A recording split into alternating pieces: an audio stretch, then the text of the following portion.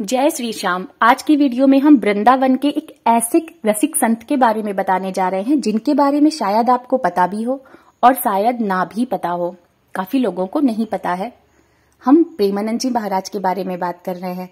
हो सकता है कुछ लोग नाम से ना जानते हो, लेकिन इतना तो जरूर जानते होंगे जिनके दर्शनों के लिए विराट कोहली और अनुष्का शर्मा गए थे वृंदावन। इनकी किडनी, दोनों किडनी 17 सालों से खराब है। आप खुद सोच सकते हो, जिसकी किडनी खराब हो, दोनों ज्यादा से ज्यादा वो कितना चल सकता है? 3 साल, 5 साल, ईश्वर की कृपा हुई तो 6 या 7 साल। वैसे 6 या 7 साल तो बहुत ज्यादा मैंने बता दिए हैं। नॉर्मली इंसान 3 साल के अंदर ही चला जाता है, क्योंकि मेरे खुद के फादर इन लॉ किडनी की वजह से ही 1 साल के अंदर ही चले गए थे। इसलिए मैं जानती हूं कि जिसकी दोनों किडनी खराब हो चुकी हूं उसका जीवन कुछ रहता ही नहीं है। लेकिन आप समझ सकते हो 17 सालों से जिनकी दोनों किडनी खराब है, जो मतलब डायलिसिस पर ही जिंदा है, वो कैसे जिंदा है? क्या महिमा गाई है राधा नाम की। सिर्फ एक नाम के बल पर 17 सालों से इनका जीवन चल रहा है। आपको हैरानी हो रही है सुनकर? जब पहली बार मैंने सुना था तो मुझे भी बहुत ताज्जुब हुआ था कि क्या कोई ऐसा संत है जो सिर्फ बिना कोई तंत्र, बिना कोई मंत्र, बिना किसी साधना के सिर्फ नाम के बल पर 17 साल से चल रहा है, दोनों किडनी खराब होने के बाद भी।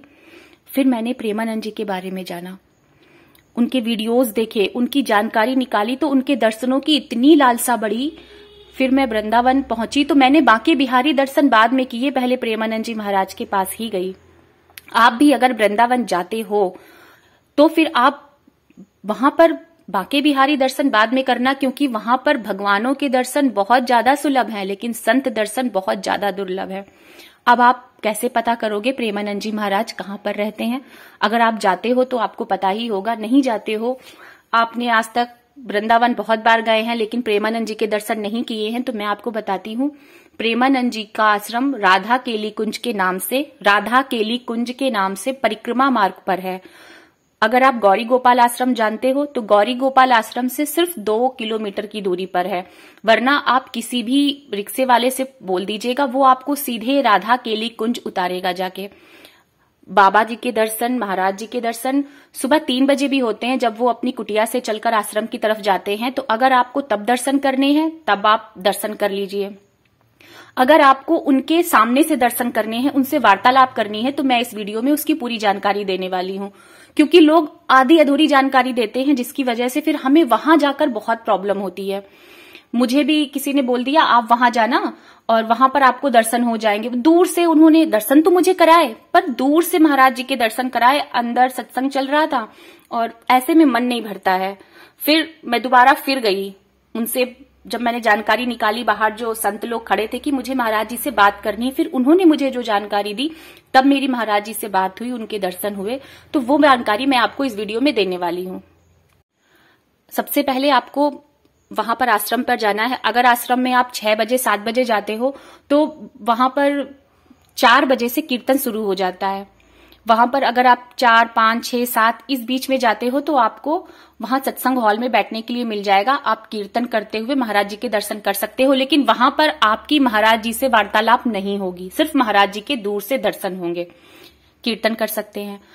और अगर आपको महाराज जी से वार्तालाप करनी है तो आपको क्या करना होगा, जब 9:30 बजे कीर्तन खत्म होने के बाद में महाराज जी अपनी कुटिया के लिए प्रस्थान कर जाते हैं, तब बाहर संत लोग खड़े होते हैं। वहां पर लोग लाइन लगाकर उनसे अपना नाम लिखवाते हैं कि हमें महाराज जी के कुछ लोग होते हैं जो बात भी करना चाहते हैं, कुछ लोग सिर्फ दर्शन करना चाहते हैं। तो ये चीज आपको उनको बतानी है। ये 9:30 बजे होती है, इसीलिए आपको मतलब अगर सिर्फ दूर से दर्शन करना है तो आप सत्संग करके दर्शन कर सकते हैं। अगर आपको सामने से दर्शन करने हैं, बिल्कुल फेस टू फेस महाराज जी से बात करनी है, तो आपको पहले एक दिन जाना होगा 9:30 बजे के करीब, 9:30, 9:35 इस समय शुरू होता है। वहां पर लाइन लगानी है। इसके बाद आपको अपना नाम, अपने शहर का नाम और आपके साथ कितने लोग आएंगे दर्शनों के लिए और आपका कॉन्टेक्ट नंबर, इतना वहां पर संत आपसे लिखवाते हैं। आपको अपनी जानकारी बतानी है। फिर अगले दिन वो आपको सुबह 7:15 बजे मास्क के साथ बुलाएंगे, क्योंकि महाराज जी को इन्फेक्शन बहुत जल्दी होता है, इसलिए मास्क अति आवश्यक है। आपको वो अगले दिन बुलाएंगे। फिर अगले दिन आप 7:15 बजे, क्या आप 7 बजे ही पहुंच जाना। वहां पर 7 बजे जाओगे, बहुत ज्यादा लाइन लगी होती है। वहां पर आपको वो बैठने के लिए बोलेंगे, थोड़ी देर आपको वहां पर इंतजार करना होगा। इसके बाद आपको महाराज जी के दर्शन बड़े आराम से हो जाएंगे। अब यहाँ पर प्रश्न पूछने का एक नियम और है, आप अपने प्रश्न को ज्यादा बड़ा मत कीजिएगा, क्योंकि महाराज जी 20-25 मिनट से ज्यादा नहीं बैठते हैं। जैसे किसी किसी दिन उनका डायलिसिस नहीं होता है तो उस दिन वो भले ही 30-35 मिनट बैठ ले, वरना वो 20-25 मिनट से ज्यादा नहीं बैठते हैं। इसीलिए अगर आपको उनसे प्रश्न पूछना है तो अपने प्रश्न को 2 शब्दों में, 2 लाइनों में, मतलब छोटा प्रश्न बनाने की कोशिश कीजिएगा। ये नहीं कि आप 10-15 मिनट तक उनसे पूछ रहे हो तो वो उठ के चले जाएंगे, फिर आपका प्रश्न भी अधूरा रह जाएगा, वार्तालाप भी अधूरी रह जाएगी।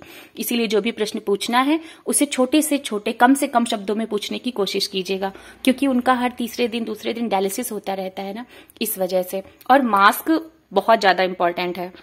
बस आज की वीडियो में इतना ही। अगर आप महाराज जी के दर्शन कर चुके हैं तो प्लीज कमेंट सेक्शन में जरूर बताइएगा, और अगर नहीं किए हैं तो जाइए, जाकर देखिए कि हमारे वृंदावन में ऐसे भी संत रहते हैं जो राधा नाम की ऐसी महिमा गाते हैं। और आपको भी अगर राधा राधा राधा राधा की धुन ना लग जाए तो नाम बदल दीजिएगा, सच में। तो कमेंट पे बताइएगा क्या आपको महाराज जी के दर्शन हो चुके हैं। जय श्री श्याम, राधे राधे।